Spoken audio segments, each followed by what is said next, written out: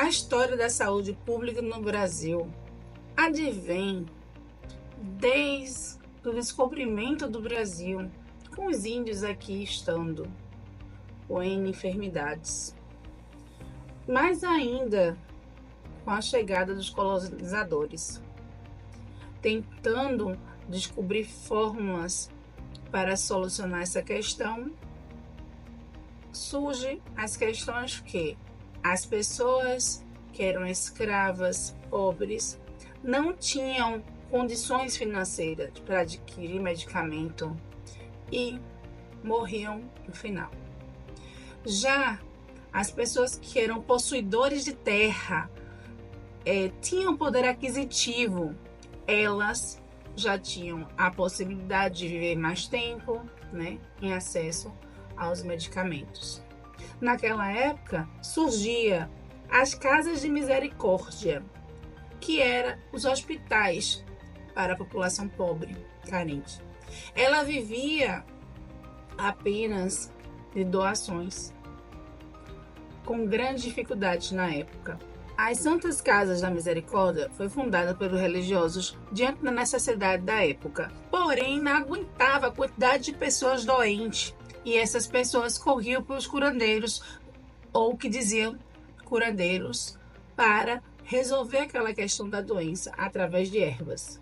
Porém, surgiu Dom Pedro I para tentar revolucionar a parte da saúde pública no país, dando assistência à população através de alguns pré-requisitos. Com a independência de Dom Pedro I, ele transformou as escolas em faculdades, delimitou em relação à área da medicina, né, limitando, e também colocou órgãos fiscalizadores da higiene pública.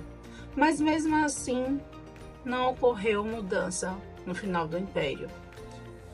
O Brasil continuava mais doente. Já com a República, ocorreu novos ares. O Brasil estava querendo já se erguer na área da saúde. Sendo assim, acabou-se a escravidão, fazendo com que os imigrantes começassem a trabalhar na lavoura, cafés, na toda a parte rural, além de trabalhar na indústria. Mas mesmo assim, a fama de um país doente ainda corria nas veias de quem vinha trabalhar, viver e morar no país.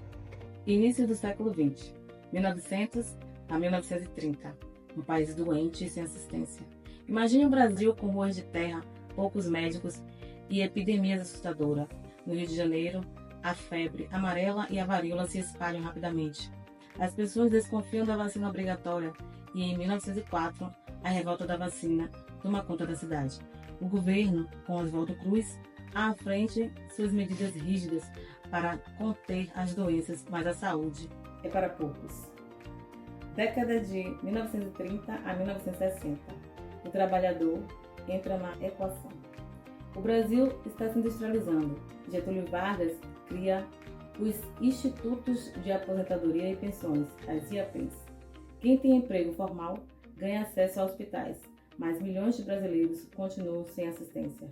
A saúde pública ainda não existe como direito universal. Década de 1960 a 1980, a saúde vira mercadoria. Durante a ditadura militar, o governo investe em hospitais e no crescimento dos planos privados. O atendimento público fica cada vez mais precário e a desigualdade aumenta. Mas um movimento de profissionais de saúde começa a questionar: e quem não pode pagar? O embrião do movimento da reforma sanitária nasce nessa época. Fim do século XX. O SUS nasce para mudar tudo. O povo nas ruas pede democracia e a nova Constituição de 1988 reconhece a saúde como direito de todos os deveres do Estado. 2 anos depois, nasce o Sistema Único de Saúde, o SUS, garantindo atendimento gratuito para toda a população. E é o início de uma nova era, mas o sistema ainda enfrenta desafios. Depois que vimos a história de saúde no Brasil, com a implantação do SUS. Agora vamos ver os desafios e conquistas do Sistema Único de Saúde.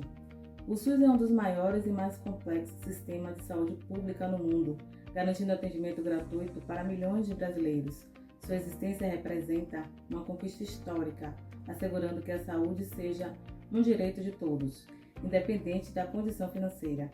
Apesar disso, o SUS enfrenta desafios diários, como a superlotação em hospitais, a falta de profissionais em algumas regiões e a demora para exames e tratamento. O subfinanciamento e a má distribuição de recursos também dificultam seu funcionamento ideal. Por outro lado, o SUS tem conquistas notáveis. Programas como a vacinação são referências mundial, erradicando doenças e prevenindo surtos.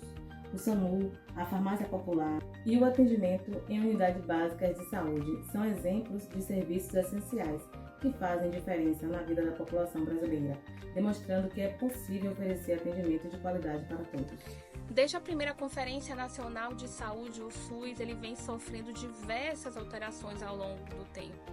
E olha que são mudanças boas, mudanças para melhor atender a população brasileira.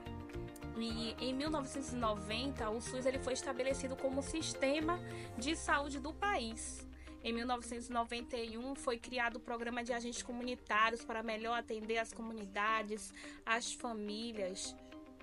Em 1996, ocorre algo muito importante, que foi o acesso à distribuição de medicamentos aos portadores de HIV. Que conquista maravilhosa ocorreu no Brasil. Em 1998 foi implantado o Sistema Nacional de Transplante e também o Plano Estratégico de Combate à Dengue. A dengue que tem sido aí motivos de surtos e epidemias por todo o Brasil. Desde 1998 ela já era preocupação. Em 1999 ocorre a criação da Anvisa para melhor atender a população também, trazendo registro e fiscalização de medicamentos e alimentos. Posso ainda citar 2001, com a Lei de Proteção e Direito das Pessoas Portadoras de Transtornos Mentais. Em 2003, a criação da SAMU, o programa também de volta para casa para inserir novamente na sociedade essas pessoas que sofriam de distúrbios mentais. Em 2004, a Política Nacional de Atenção Integral à Saúde da Mulher, bem como o Brasil Sorridente, que era o cuidado com a saúde bucal de todos os brasileiros, e a tão famosa Farmácia Popular do Brasil. Em 2006, a política de saúde da pessoa idosa, sim, foi a vez dos nossos idosos de serem melhor atendidos através dessa política que foi implantada. Em 2009, houve o lançamento da campanha nacional da prevenção da influenza H1N1, política também nacional de saúde do homem e, por fim, inauguração do Centro de Estudo da Produção de Células-tronco. Quão grandes mudanças o SUS ele veio e operou na vida da saúde dos brasileiros. É um motivo de conquista, de celebração e sim de sucesso. O SUS ele foi criado com o propósito de promover a justiça social e superar as desigualdades na assistência à saúde de toda a população. Ele pode nos atender de maneira única e integral, universal e igualitária. Então, como é que a saúde está correlacionada com o sistema político atual do Brasil? Para a gente entender o sistema político do Brasil, a gente precisa entender a sua estruturação, né? O Brasil é uma república federativa, né?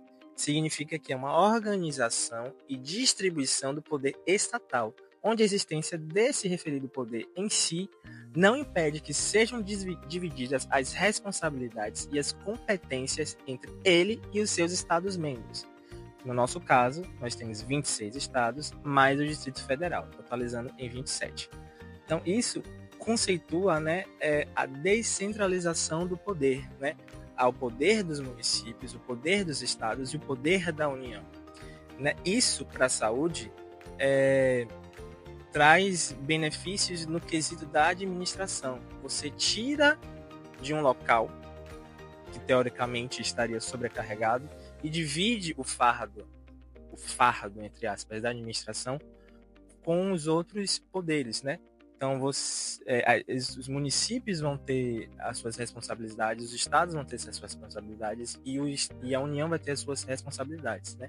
Sendo que os municípios e os estados vão estar sujeitados à soberania da União. Com isso, o sistema político atual do Brasil também é definido como Estado democrático de direito, né?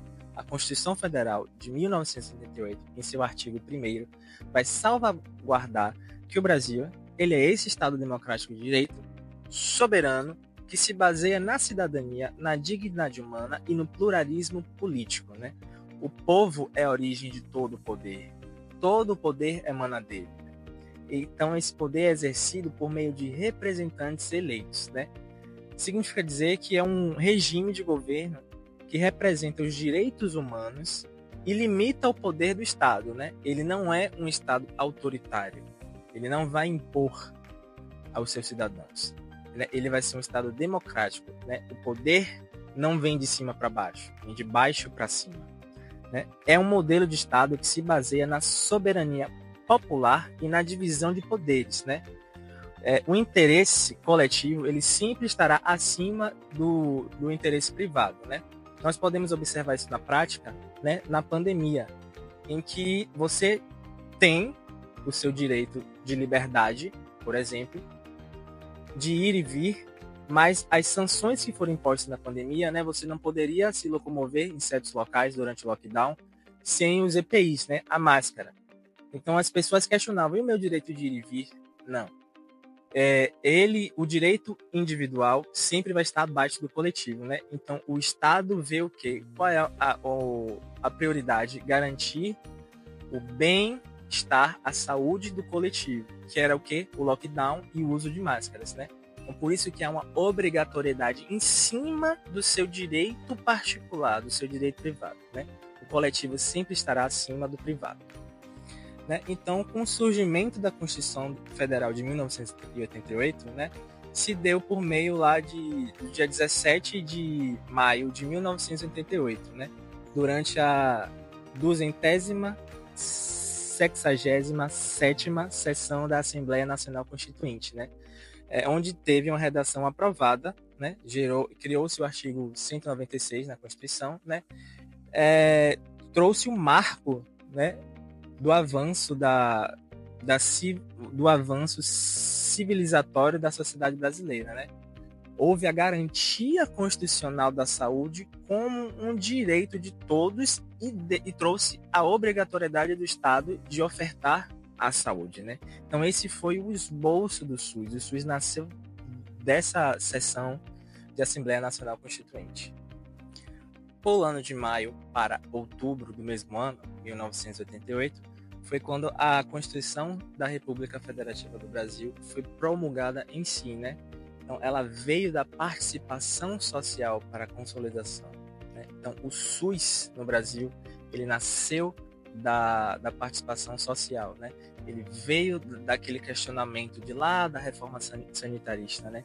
Em que o acesso da saúde não era para todos, depois passou a ser só para os profissionais de carteira assinada, depois Previdência Social e, por fim, né, com a consolidação da nova Constituição, que é a nossa atual, né, houve a obrigatoriedade do Estado em ofertar saúde e houve a universalidade dos cidadãos. Todos têm direito. Então, não há como a gente desassociar a saúde da política, nem a política da saúde, né?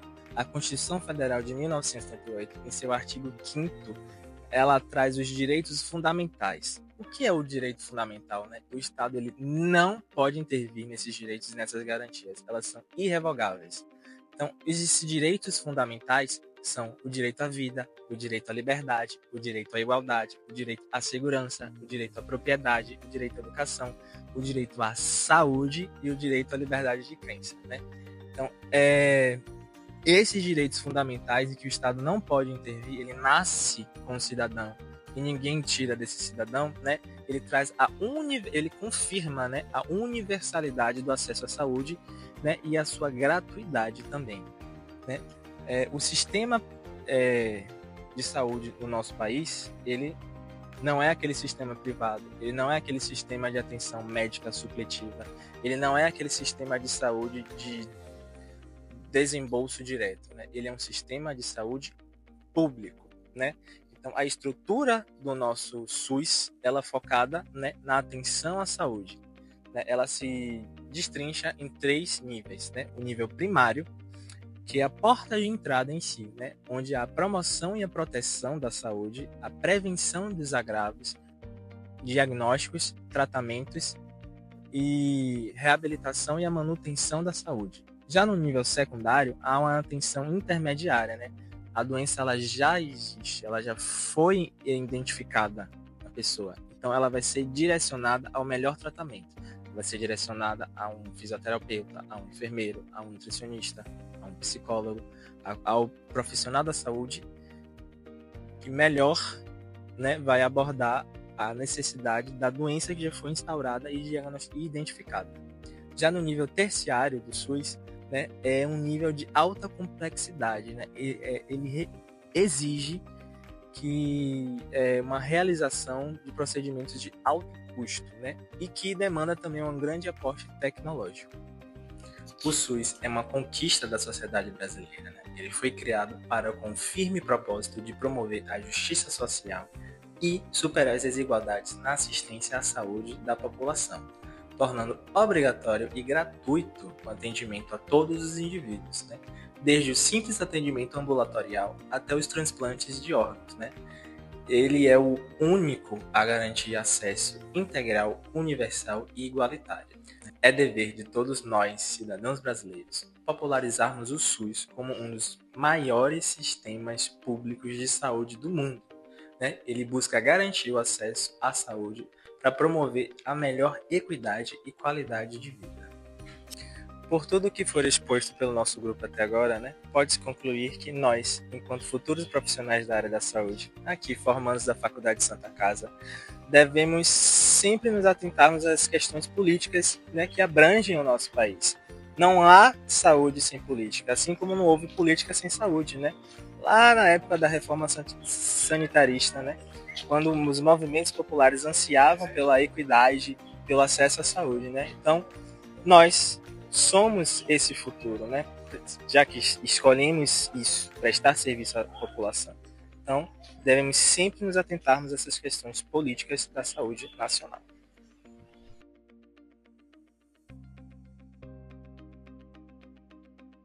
Não se esqueçam que o poder emana do povo. Nós somos o povo. Então, se a gente quiser conseguir uma melhoria efetiva do SUS, nós temos que exigir isso do poder público. Afinal, é obrigatoriedade dele prestar esse serviço. E com isso finalizamos a nossa apresentação do trabalho da disciplina de Políticas Nacionais de Saúde. Nossa equipe é formada por Dalvanice, Caio, Lidiana e Catil, na graduação do curso de Enfermagem e Nutrição.